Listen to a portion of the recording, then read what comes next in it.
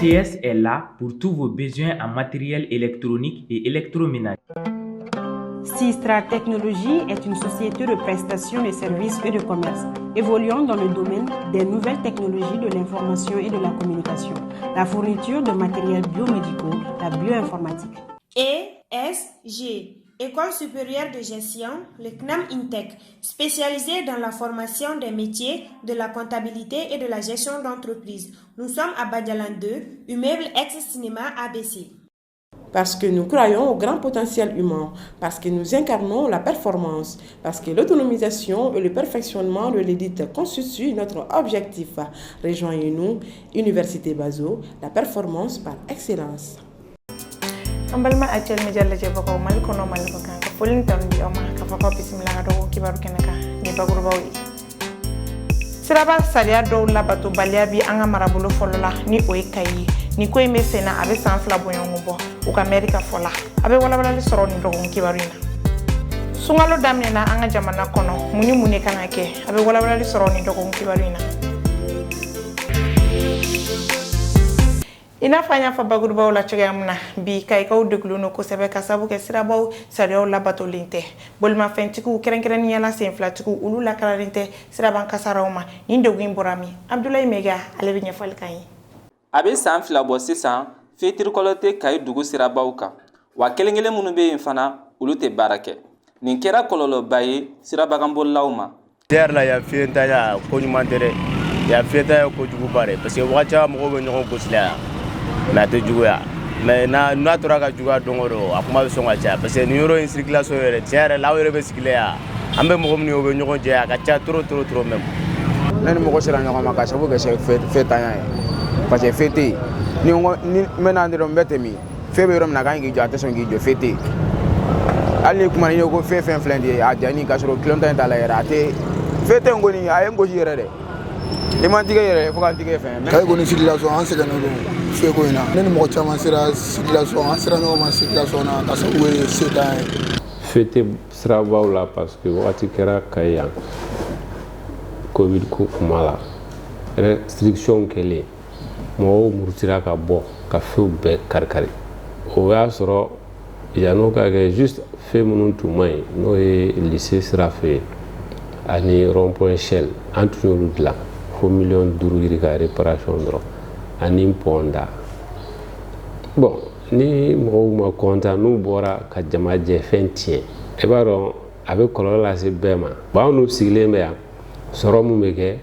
dobe du strabala dobe du kenala dobe du kalama dobe du jikola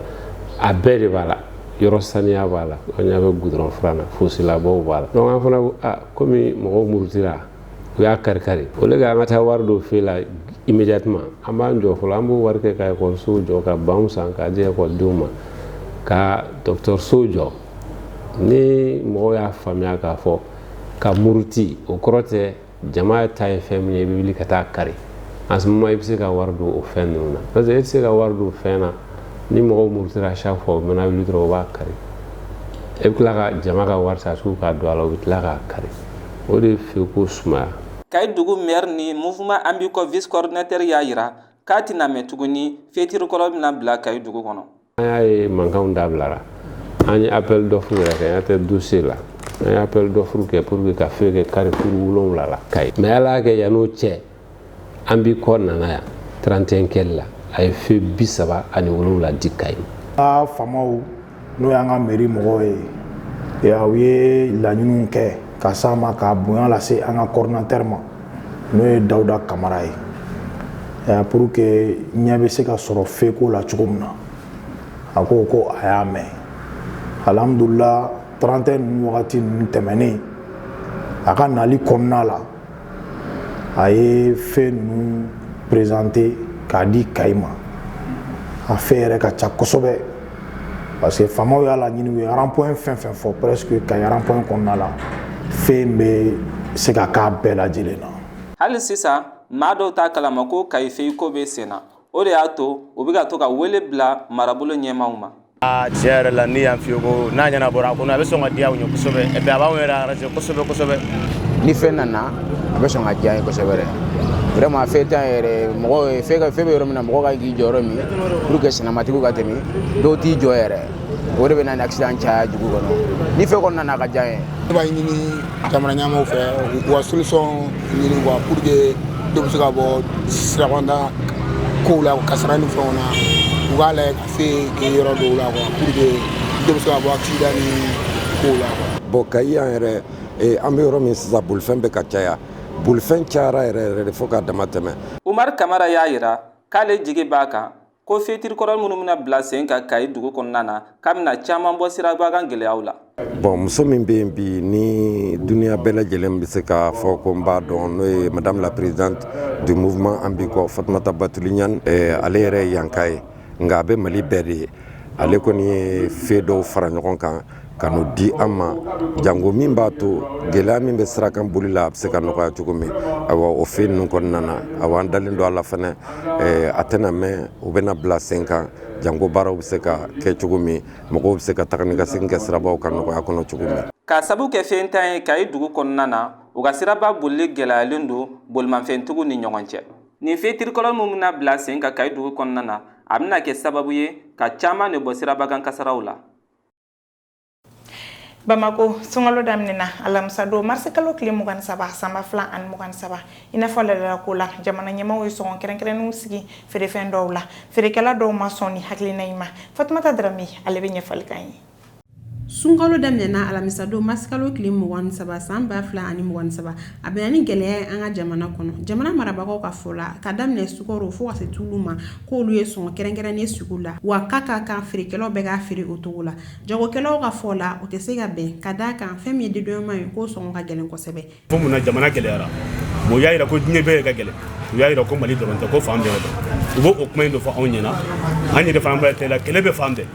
Bon an fana an jigi da o fana kan an ko bɛ se ka kɛ o de ye gɛlɛya in kun ye tɛmɛna an tayɔrɔ a ka gɛlɛn yan nɔ a tayɔrɔ a ka gɛlɛn mobili fana tayɔrɔ a ka gɛlɛn parce que an b'a ta usine na ka tila ka mobili louer a b'a ta ka na n'a ye bon gɛlɛya bɛ depuis usine yɔrɔ la parce que jamana gɛlɛyara ko kɛlɛ bɛ fan bɛɛ an ka ta papier dira anw ma o nana bɔ anw ye an nana an bɛ k'a di o cogo la état ye mun fɔ an bɛ k'a di état ka prix yɛrɛ la. Ni feerekɛlaw b'a da don minɛn minnu sɔngɔ jigilen don k'a ɲɛfɔ an ye. Dɔ fara minɛn prix kan kosɛbɛ mais sukaro ta kɔni concernant sukaro tun bɛ prix min na a jiginna dɔɔnin mais une semaine a tila ka taa nɔgɔrɔnin na tuguni sinon gɛlɛya bɛɛ ma k'a la tuguni prix ɲɛnama kɔni ma yɛlɛ sukaro kan parce que kɔrɔlen ni sukaro bɛ se i b'a sɔrɔ minɛn bɛ yɛlɛ kojugu mais ɲinɛ o kɔni ma kɛ bon malo misɛnnin étranger olu dɔw jiginna dɔɔnin yɛrɛ de ani malosi ninnu bon nɔnɔ. An ka jamana marabagaw ka hakilina ka fɛn bɔ dumunifɛnw sɔngɔ la o kɛra nisɔndiya ko ye sannikɛlaw bolo feerelikɛlaw fɛla ko tɛ o ko ɲɛ. N'o fɔra par rapport da dumuni ninnu bon fɛn min ye macaroni ninnu ni tulu olu dɔw jiginna dɔ bɔra dɔ prix la quoi par rapport salo bon min ye sukaro kɔni o ma jigin parce que sukaro ko étranger bɛ 650 ani 550 ni 100 donc n'i y'o san o la donc minnu b'a détaillé fo k'a feere 130 140 bon Mali ta fɔlɔ o de kun jiginnen kun a kun bɛ 28 000 29 000 mais sisan o fana bɛ 30 000 bon olu dun bɛ k'a fɔ ko k'o feere 600 e bɛ se k'a ta sugu la 600 ka taa feere 600 e bɛ se ka kɛ donc mankan bɛ wuli donc fo ka prix normal fɔ mɔgɔw ɲɛna mɔgɔw bɛ se ka taa ni min ye quoi sinon sukaro kɔni par rapport kɔni prix kelen t'o la fɔlɔ. Hakilina jiginna minisiri mun ka ca bɛnnen don feereliko dunda ko kan y'a yira k'a fɔ a ka kumakan kɔnɔ février kalo tile 17 san 2027 ko ɲina kan ka jamana marabagaw b'u se kɛ walasa sunkalo ɲuman ka tɛmɛ nɔgɔya la. Ɲina Maliyɛnw ye sunkalo kunbɛn ni dumunifɛn dɔw sɔngɔ gɛlɛyali ye o mun bɛ ka dutigiw ani dutigimusow jɔrɔ kosɛbɛ hali ni o y'a sɔrɔ jamana ɲɛmaaw ye caman bɔ dumuni dɔw sɔngɔ la o n'a ta bɛɛ ma caman hakilina na o tɛna se ka fɛn bɔ ni gɛlɛya in na Nana Kadija Koni ale bɛ ɲɛfɔli kan ye.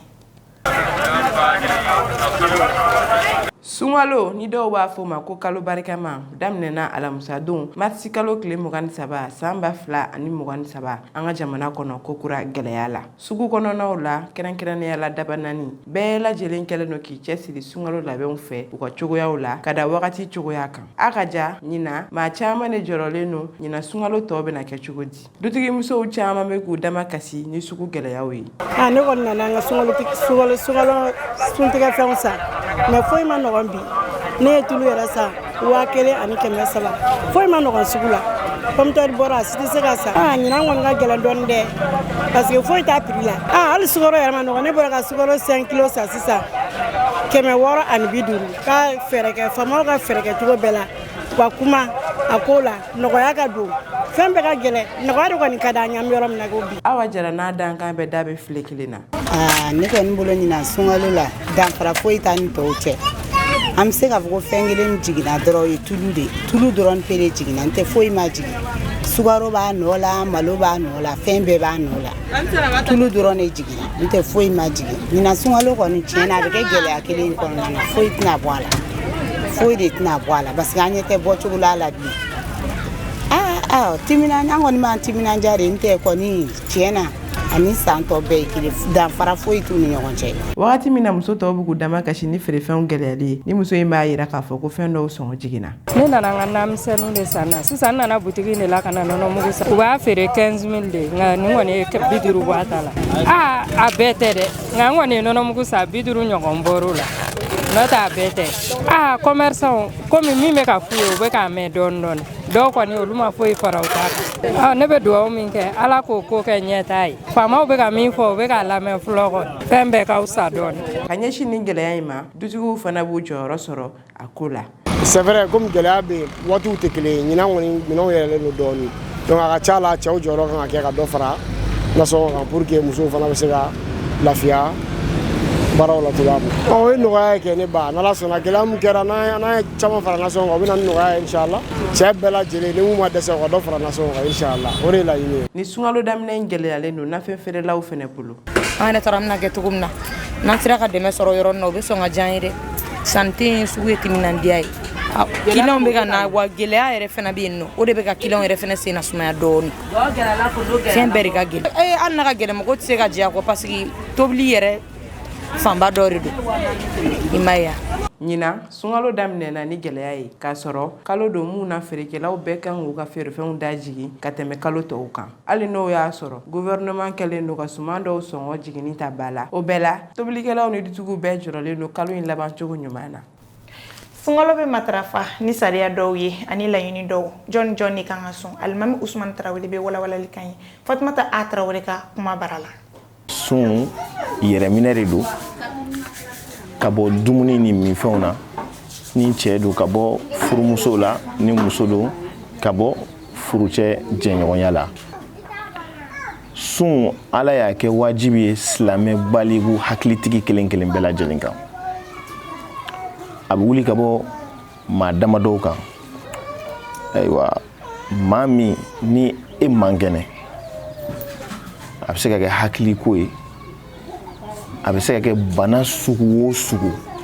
ni dɔkitɛriw y'a jira k'a fɔ ko e man ka sun bɛ wuli ka bɔ e tigilamɔgɔ kan denmisɛnnin min ma baliguya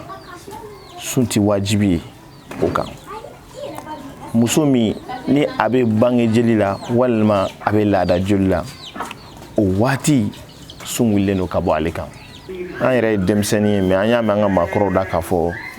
san jan tɛmɛlen dɔw la sun tile de la ka farinya yan fan ninnu fɛ kosɛbɛ maaw tun b'u sun tigɛ ni gilasi jiw ni jisumaw de parce que i b'a dɔn ni tile ka farin dɔrɔn olu de nege b'i minɛ bon dégâts caman causera o ye maaw caman bɔnɛ u ni la a ye dankari maaw ka adamadenya la i ma ye o de la an fɛ yan généralement i b'a sɔrɔ kangaliba o mɔgɔw b'u sun tigɛ n'a ye a kɛra expérience dɔw de kɔfɛ ni funteni bɛ yen nɔ kosɛbɛ i k'i sun tigɛ ni fɛn kalamani ye fɔlɔ ka nugu lafiya o kɔfɛ ka dumuniw kɛ o de ka fisa ni sun tigɛra dɔrɔn i k'i kɛ jisuma kan ye masha Allah hakan o ye Ala kira ka sunna ye sallallahu alaihi wasallam alisilamɛya diinɛ sunna yɛrɛ Ala kira ye min kɛ a n'a ye min fɔ a n'a ye min ye n'a kɛra n'a ma kuma Maka Ala kira ka dugu tamaro dugu don tamaro caman de bɛ yen o kosɔn Ala kira ni sun kun tigɛra dɔrɔn a tun bɛ tamaro a tun b'a sun tigɛ n'o de ye o de la a jirala k'a fɔ sunna la i k'i sun tigɛ ni tamaro o de ka ɲi kosɛbɛ parce que dɔw yɛrɛ bolo ko n'i sunna ko f'i ka plan spécial hali n'i bɛ to sonyɛni de kɛ walima i bɛ taa bingani kɛ walima n'i bɛ taa namara kɛ ka n'o don sun tigɛ la ka na di i ka somɔgɔw ma Ala ma nin fɔ Ala kira ma nin fɔ maa ka dunda kɔnɔ i ka ɲini halala kɔnɔ surtout sunkalo kɔnɔ sunkalo mana se concurrence min tɛ kɛ ala ɲini na o de bɛ kɛ i y'a faamuya b'a la suntigɛ ɲinini na nka n'an sunna dɔrɔn an da ka sun an ŋaniya ka sun an dusukun ka sun an ka kɛwale bɛɛ lajɛlen na an ka sun o de b'a to an bɛ sun baraji dafalen sɔrɔ. Sisan an ka jɛ ka jamana kɔnɔ kibaru ani kɔkan kibaru lajɛ teliyala Aminata Y Kulibali fɛ.